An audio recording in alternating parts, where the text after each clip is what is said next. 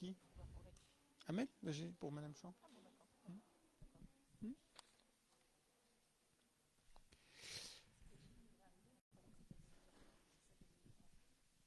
D'accord.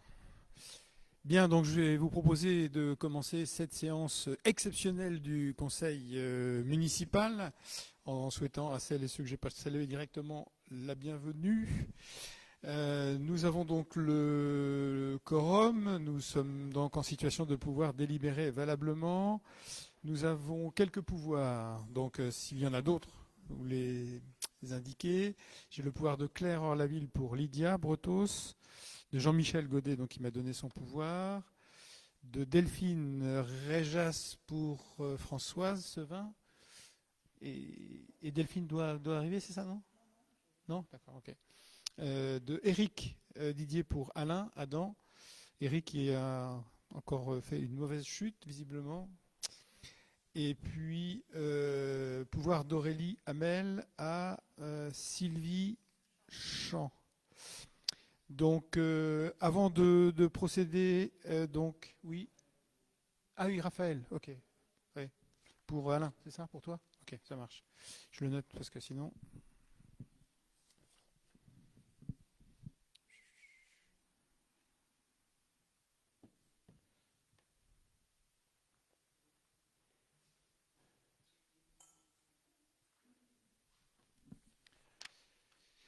Ok, oui, donc avant de commencer les travaux de notre conseil municipal et d'élire notre secrétaire, puisque la secrétaire perpétuelle est absente elle-même, je vais vous proposer de faire une petite minute de silence pour notre ami Patrick Dubois, qui nous a quittés récemment.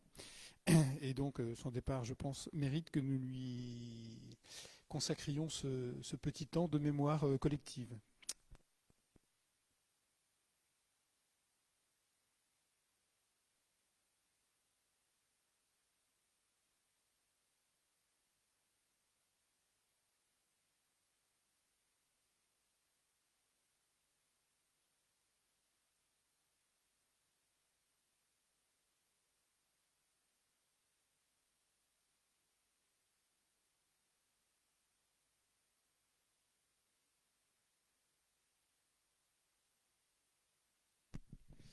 Merci à toutes et tous.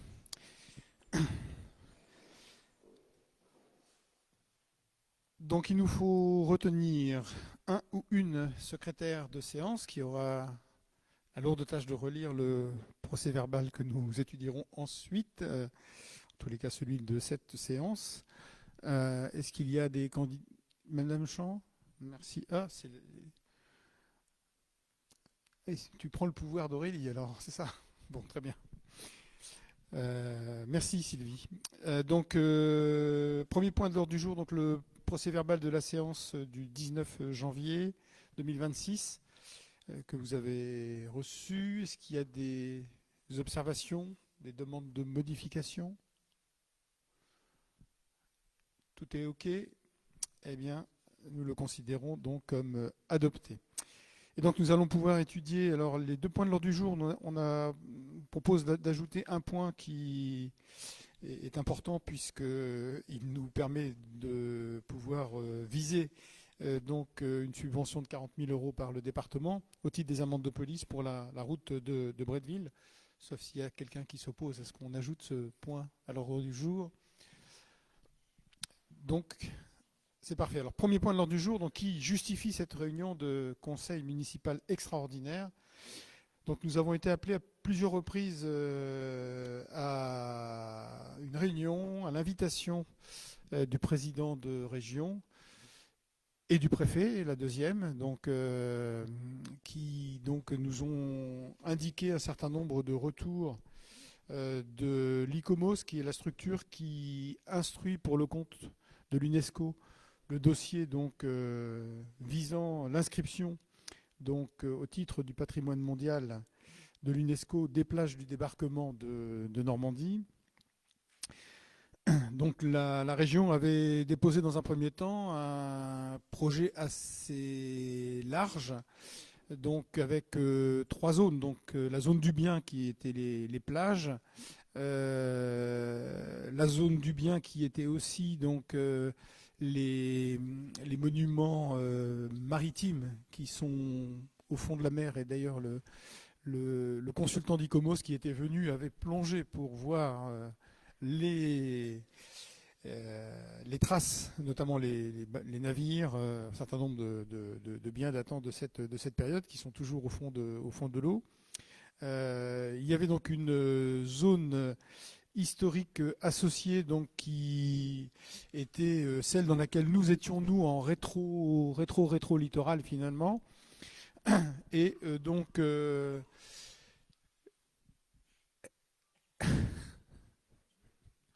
peux venir. Non, tu peux venir, Jean-Pierre. Viens, viens.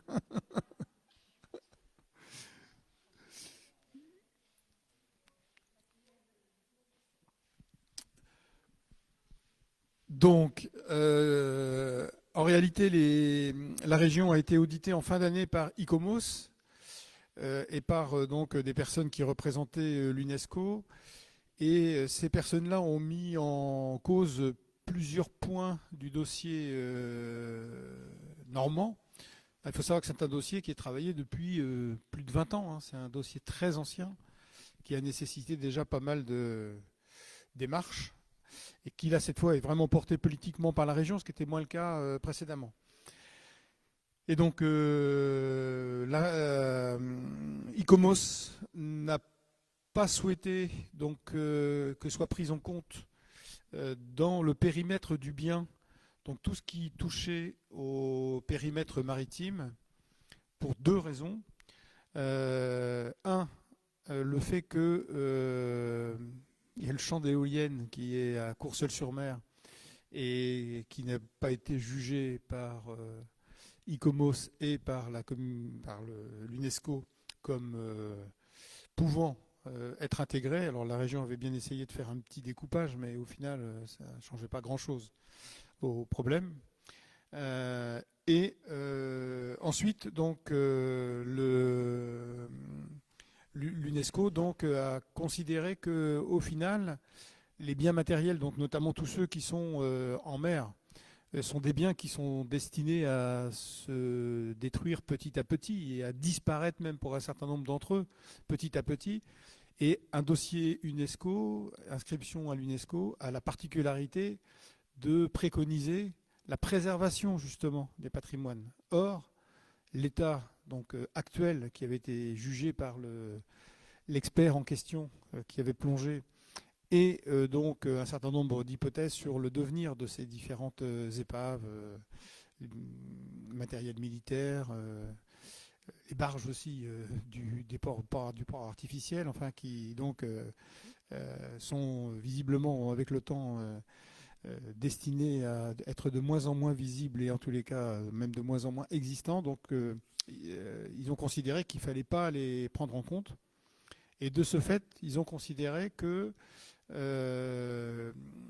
finalement la candidature qui visait à préserver des biens très directement et en ciblant notamment tout cela n'avait pas autant d'intérêt que celle qui consistait à mettre en valeur non pas le patrimoine matériel des plages du débarquement, mais le patrimoine immatériel des plages du débarquement, c'est-à-dire la valeur en fait liée à la paix, à la réconciliation, à un certain nombre d'éléments qui font que ces plages du débarquement gardent un attrait, un intérêt tout particulier et qu'on a un mémorial pour la paix à Caen notamment.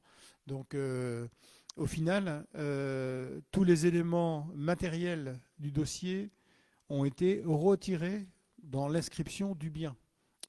Donc du coup, il y avait donc la zone du bien, la zone tampon qui était immédiate en rétro-littoral et puis les épaves. Et puis il y avait donc la zone historique associée dans laquelle nous on était, mais du coup on était un petit peu en seconde ligne. Et donc quand la région nous a réunis la première fois, c'était fin décembre, donc la carte était très restrictif pour la zone tampon.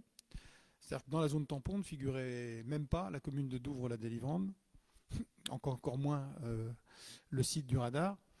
Donc, moi, je suis intervenu par rapport au fait que nous avons un cimetière militaire et que si on parle de valeurs immatérielles, les cimetières me semblent être des lieux particulièrement adaptés à cette question et à cette notion. Et puis le musée Radar qui, lui, du coup, valorise aussi, ne serait-ce que par son nom et par son histoire, la thématique de la réconciliation.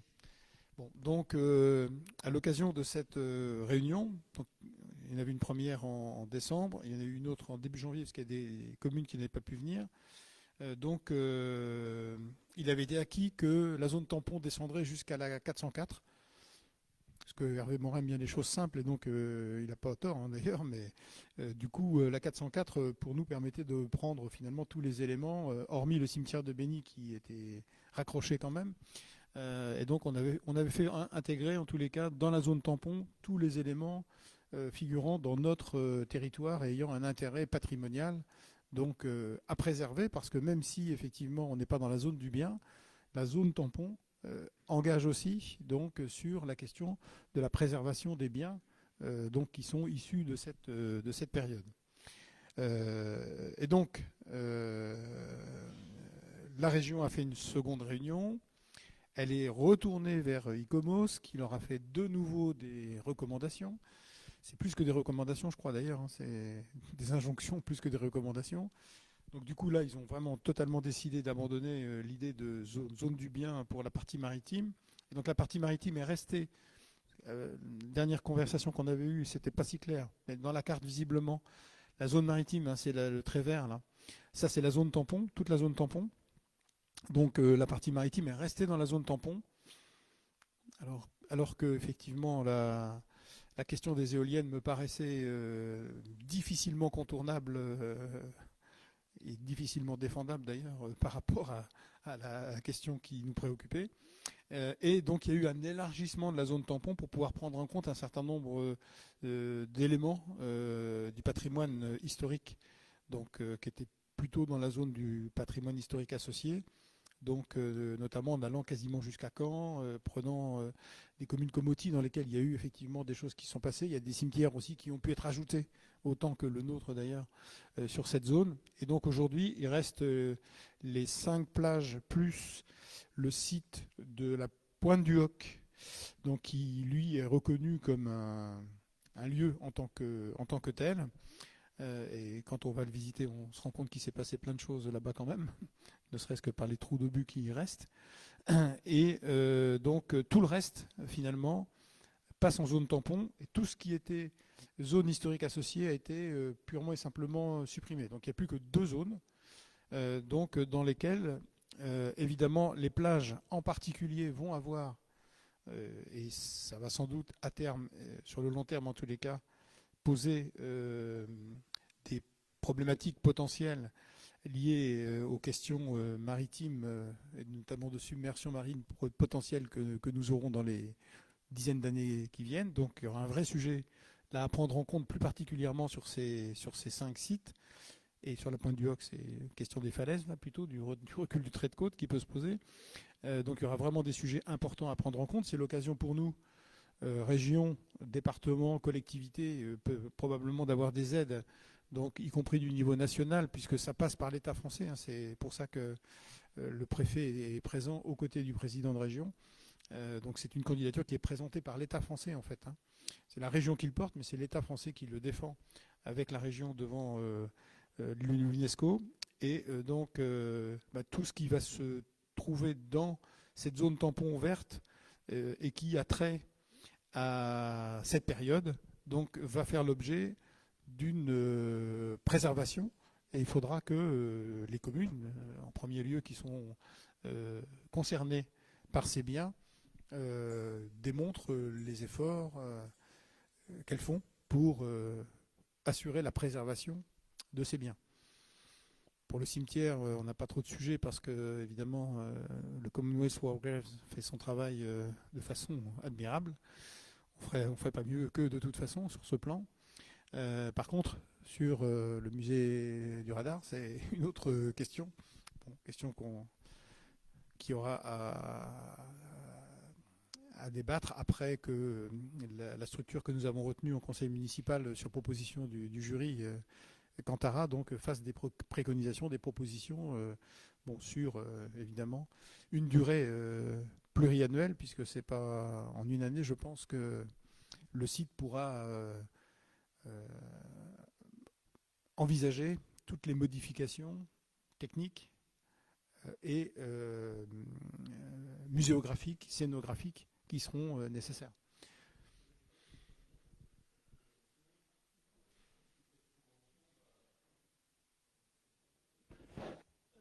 C'est bon là? Oui. Bon. Est-ce que cette convention va permettre d'avoir des financements complémentaires ou On peut l'espérer de la part de la si on nous région. demande de mettre en avant On peut l'espérer de la part de la D'accord. région, voire de l'État. Mais bon, l'État en ce moment peut se montrer en parole généreux dans la réalité des faits, compte tenu des déficits budgétaires que nous accumulons depuis des années. C'est pas sûr que ça puisse être encore longtemps le cas. Mais en tous les cas, ça nous donne des moyens supplémentaires pour pouvoir envisager des appuis. Et c'est pour ça que c'était important de classer. Alors, le cimetière, pour moi, c'était essentiel, parce que s'il y a un élément mémoriel vraiment qu'il faut préserver et sur lesquels, pour moi, il faudrait que se déroulent les cérémonies mémorielles, c'est le lieu emblématique par excellence qui est justifié pour se souvenir de tous ceux qui sont venus consacrer leur vie donc pour nous permettre de vivre libre. Et le musée du radar, donc le site du radar, donc lui va nécessiter des investissements importants. Donc il faut effectivement pouvoir envisager avec le cabinet qui a été choisi donc un travail itératif sur sans doute plusieurs années pour pouvoir permettre, y compris aux collectivités qui vont nous accompagner, de le faire plus facilement, parce qu'elles ont elles auront les mêmes problèmes que toutes les autres collectivités, que ce soit l'intercommunalité, le département ou la région. Donc néanmoins, ça n'est qu'un plus pour nous, puisque de toute manière, ce site, tu le sais Alain d'ailleurs, il est inscrit. Donc de toute façon, par nature, c'est un site qui a vocation à être préservé. Donc les communes qui risquent d'avoir plus de problèmes, ce sont des communes qui ont des biens qui ne sont ni inscrits ni classés et sur lesquels elles devront quand même faire les efforts d'entretien. Alors peut-être que leur stratégie pourrait être de les faire classer, hein, mais en tout état de cause, oui, pour cette occasion-là, c'est bien. Non, mais de toute façon, c'est bien. De toute façon, c'est bien. C'est bien.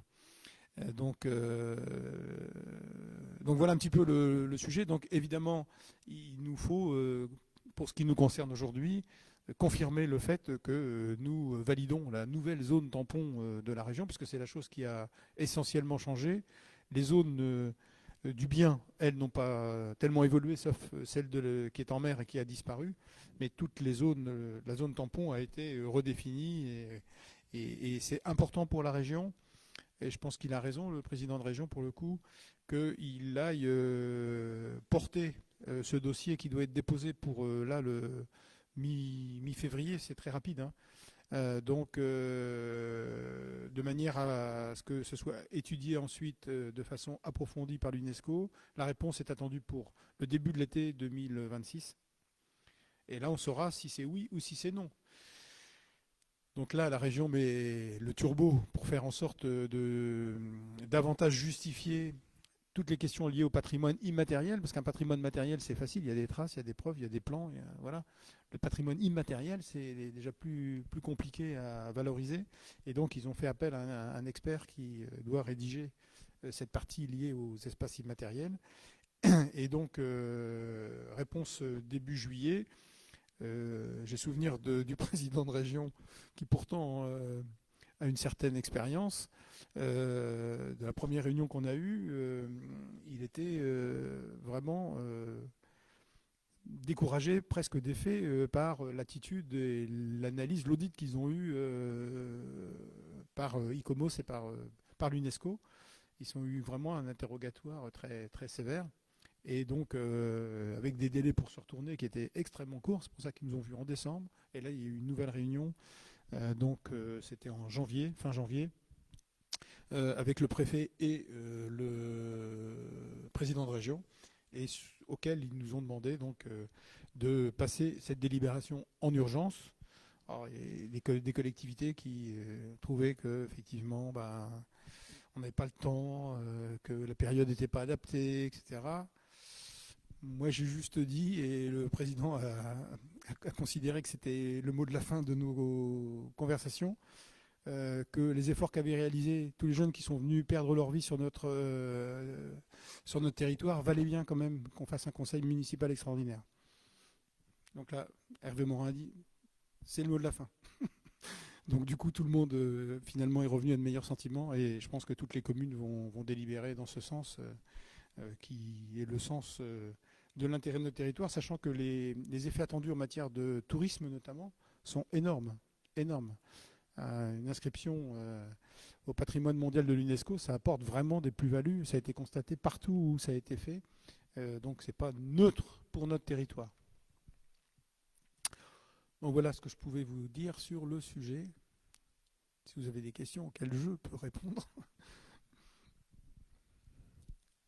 En tous les cas, il y a une vraie... Et ça, c'est fort quand même, hein, parce qu'il y a une vraie concordance d'intérêt entre le préfet, les services de l'État et la région, et une vraie implication personnelle d'Hervé Morin, qui se proposait même de venir dans les conseils municipaux présenter le sujet. Sauf qu'on était nombreux, donc moi je lui ai proposé, mais il était déjà pris cette soirée-là.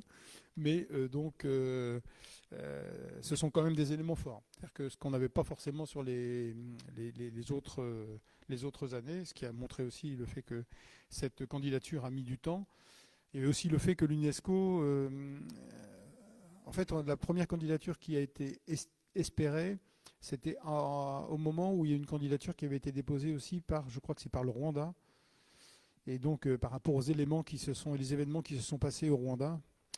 Et du coup, l'UNESCO s'était fait un peu comme doctrine le fait de ne pas valoriser au patrimoine mondial, en tous les cas, des faits de guerre civile ou pas. Et donc nous, on avait été victime collatérale du sujet. Mais là donc, comme on n'est plus sur le patrimoine immatériel aussi, donc je pense que ce sont des choses qui sont plus facilement possibles à valoriser. Et puis il y a eu depuis d'autres classements qui ont montré que finalement l'UNESCO avait évolué sur ces questions, parce que c'est pas tant l'événement qui compte, c'est ce qu'on en tire collectivement à l'échelle mondiale qui compte finalement. Donc c'est ce que la région va se charger de démontrer.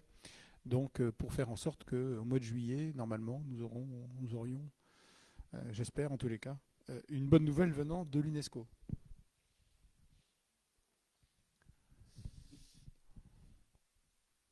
No question.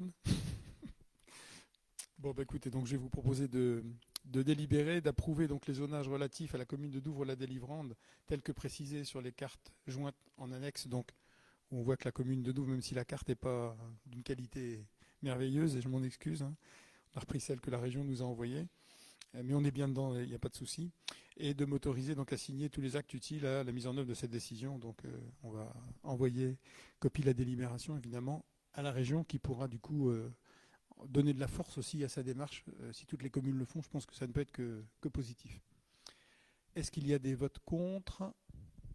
Est-ce qu'il y a des abstentions? Eh bien, je vous remercie de cette belle unanimité normande. Alors, deuxième point, donc, amende de police, autre sujet. C'est la seule façon dont on peut récupérer une partie des amendes de police que certains d'entre nous paient quelquefois. Donc c'est par l'intermédiaire du département qui en est délégataire d'une partie, hein, puisque c'est l'État qui perçoit. Et donc le département peut, sur cette enveloppe, donc qu'il appelle les amendes de police pour le coup, donc venir aider des travaux sécuritaires donc sur les communes. Et on a donc obtenu pour la première tranche de la route de Bretteville, qui avance bien, je crois, Jackie, hein, ça fonctionne bien. Ça sera un beau rendu, je pense. va faire la même demande pour la deuxième tranche, donc qui débutera dans la foulée, qui va débuter très prochainement d'ailleurs. Voilà, donc c'est 40 000 euros, c'est plafonné, 40 000 euros. On va préférer davantage, mais comme le montant total des travaux est plafonné à 100 000 euros, c'est 40%, mais pour nous c'est 40 000 euros. Voilà. Donc le montant prévisionnel il est à 303 000 euros hors taxe, et donc on peut espérer 40 000 euros de la part du département qui habituellement nous les accorde. Pas de questions ? Eh bien, je vous propose de décider, donc les travaux, on les avait déjà décidés, mais de confirmer la réalisation des travaux pour un montant prévisionnel de 303 000 euros hors taxe, de nous engager à réaliser ces travaux sur l'année 2026. Oui, c'est sur 2026, non, 2026. Pour la deuxième tranche, et les inscrire au budget en section d'investissement. Excusez-moi, je suis encore en vacances, moi. Et je vous propose également de m'autoriser à solliciter une subvention donc, du conseil départemental au titre de la répartition du produit des amendes de police pour cette opération, à hauteur de 40% des travaux plafonnés à 100 000 euros, donc 40 000 euros. Est-ce qu'il y a des votes contre ? Des abstentions ? Eh bien, c'est parfait pour ce sujet qui va donc... la livraison finale sera courant mai, probablement ? Ouais, courant mai. La deuxième tranche, avant l'été, ouais. La deuxième tranche sera livrée avant l'été et la première tranche devrait être ouverte assez prochainement.